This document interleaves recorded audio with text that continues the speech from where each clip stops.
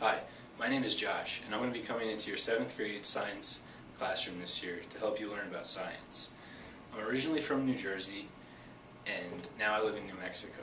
I'm in New Mexico because after I finished my bachelor's degree, I decided that I wanted to continue studying psychology, and now I'm pursuing a PhD at New Mexico State University. And I do research in memory and visual cognition, and I'll tell you more about them later. So first you might be wondering, well, what's graduate school? Graduate school is a place that you go to after you finished your college degree if you want to pursue more of the same topic.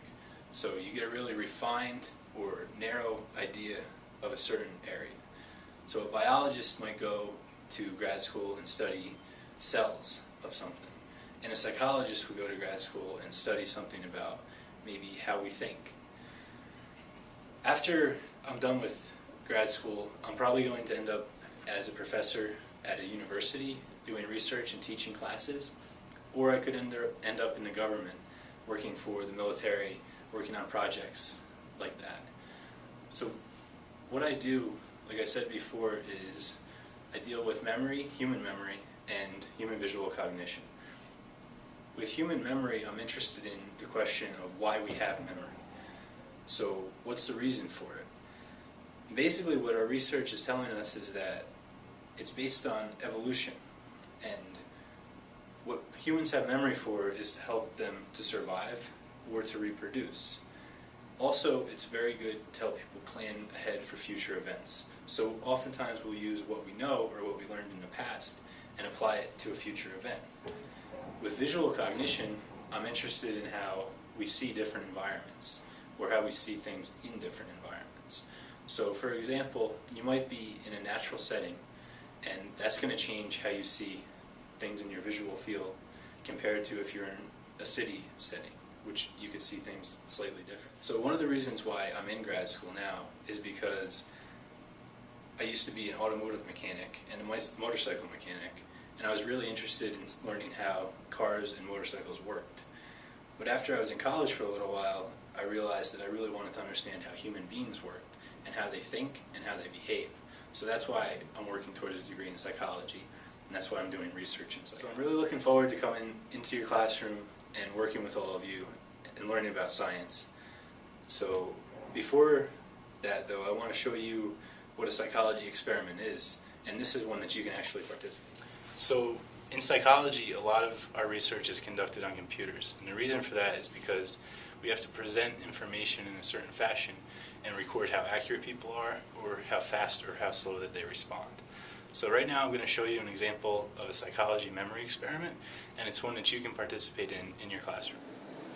So in psychology, we often conduct our research on computers. We present stimuli to participants, and then the reason we use computers is so that we can capture how fast they respond to things or what their answers were.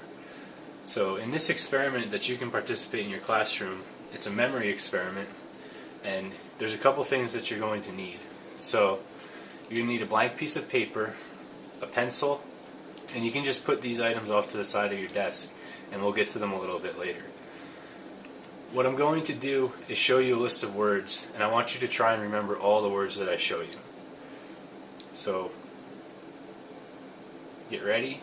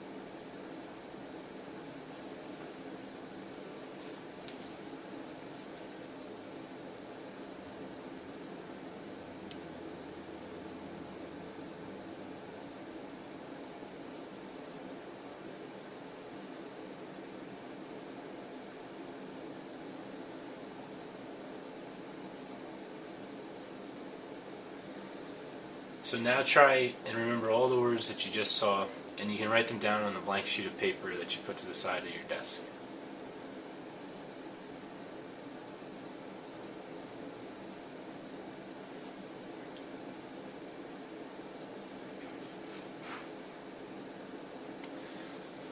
So, how many people remembered the word sleep? The interesting thing, if you remembered the word sleep, it wasn't actually on the list. And what this experiment shows us is that memories are fallible. And what that means is that sometimes we can have memories that didn't actually happen.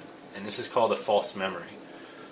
This is some of the research that psychologists do to look at how we learn and how we remember information.